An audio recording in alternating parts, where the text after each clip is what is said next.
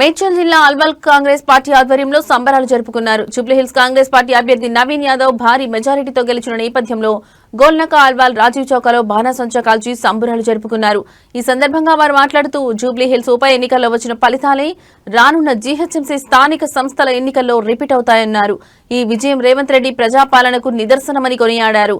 ఈ ఉప ఎన్నికల ప్రచారంలో భాగంగా మైనంపల్లి హనుమంతరావు వెంట చాలా మంది నాయకులు కార్యకర్తలు పాల్గొని నవీన్ యాదవ్ గెలుపుకు కృషి చేసినందుకు ధన్యవాదాలు తెలిపారు. ఇక ఈ కార్యక్రమంలో అల్వాల్ సర్కిల్ కాంగ్రెస్ నాయకులు కార్యకర్తలు పెద్ద ఎత్తున పాల్గొన్నారు.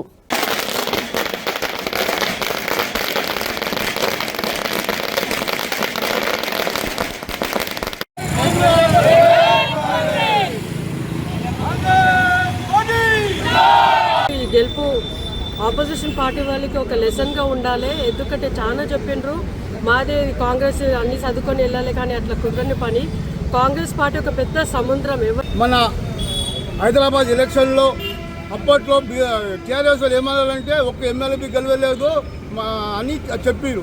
అదేవిధంగా మన సీఎం గారు ఎంతో తీసుకొని ఆయన తెలంగాణ రాష్ట్రం లోపల హైదరాబాద్ నడిబొడ్డున నిర్వహించినటువంటి ఎన్నికల లోపల కాంగ్రెస్ పార్టీ పరిపాలన అనేటువంటిది రేవంత్ రెడ్డి గారి యొక్క సమక్షం లోపల సరైన విధంగా సంక్షేమ పథకాలు అందుతున్నాయన్న దానికి నిదర్శనం.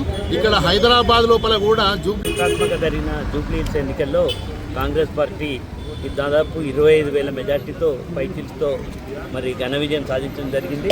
మరి 2 ఏళ్ల కాంగ్రెస్ ప్రభుత్వ పాలనకు మరి అర్థంగా గత అసెంబ్లీ ఎలక్షన్స్ మన కాంగ్రెస్ పార్టీ ప్రతి కార్యకర్త, తెలంగాణ కాంగ్రెస్ పార్టీ ప్రతి కార్యకర్త కానివ్వండి, లేదా జిహెచ్ఎంసీ ప్రతి కార్యకర్త కాంగ్రెస్ పార్టీ కార్యకర్త కానివ్వండి, జూబ్లీహిల్స్ ఎన్నిక అనేది